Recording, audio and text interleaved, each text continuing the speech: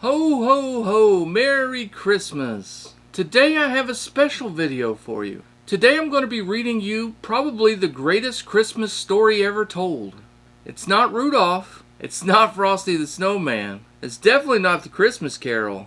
Side Hustle Cinema is proud to present A Die Hard Christmas.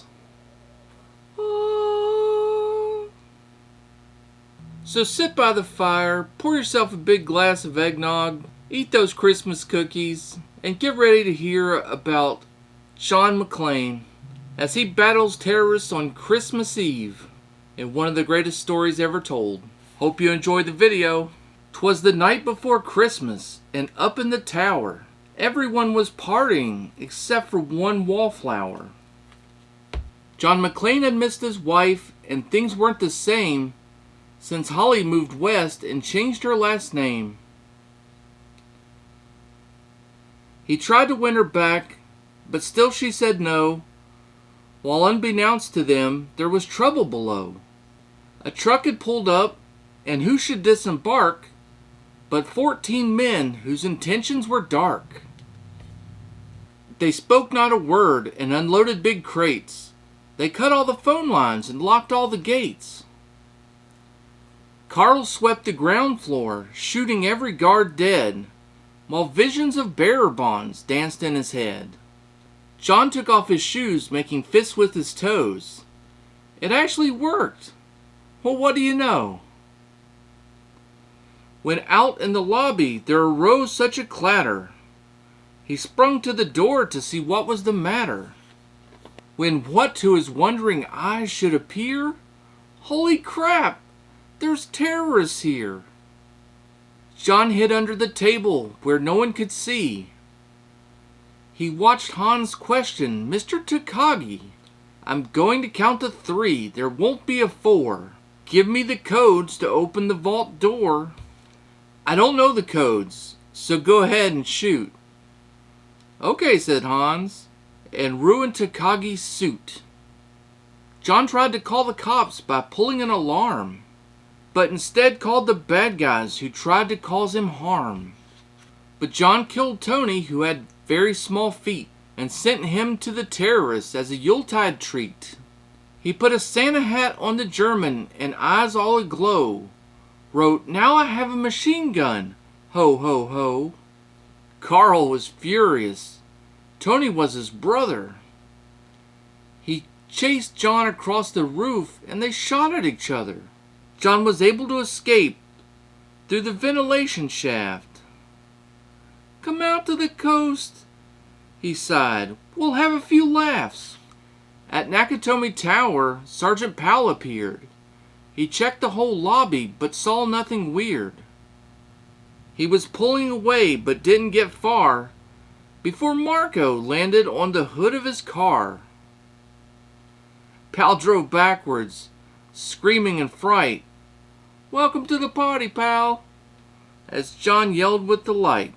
More police arrived, the FBI and SWAT team, but Hans didn't mind, it was all part of his scheme. More rapid than eagles, his henchmen they came, and radioed and shouted and called them by name. Now Eddie, now James, now Franco, now Yuli, on Fritz, on Carl, hair long and unruly. They shot the SWAT tank with the surface-to-air missile. They knocked it away like the down from a thistle. Now John McClane was angry indeed. He blew up 2 terrorists and called them jerkweed. Ellis told Hans, "Bubby, I'm your white knight." Hans shot him dead, giving the hostages a fright.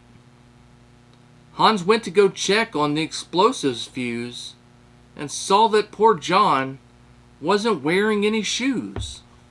John fled from Carl and Hans, but alas, he had to run barefoot over sharp broken glass. His feet how they hurt, his soles also bloody. John crawled to the bathroom and called his good buddy. John was weary and ready to throw in the towel until he got a pep talk from Sergeant Al Powell. Powell was chubby and plump, a right jolly cop. and had trusted the cowboy in the tattered tank top. A reporter was probing into McLean's life and revealed that Holly was actually John's wife.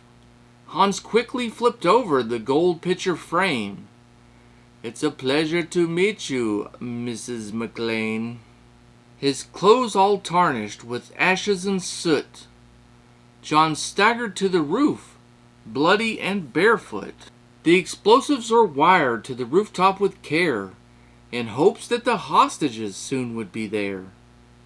John warned everyone the roof could soon blow, as the chopper strafed him with high-powered ammo. Around his waist he tied the fire hose tight, and screamed an oath, and jumped in the night. He dangled in the air and gritted his teeth, while flames encircled the tower like a Christmas wreath. Fiercely fighting his way back inside, John yelled out, "Hans!" He was done trying to hide. He limped to the vault like an old man on crutches, only to find Holly in his filthy clutches. John dropped his gun and put his hands on his head. It seemed that he and Holly soon would be dead.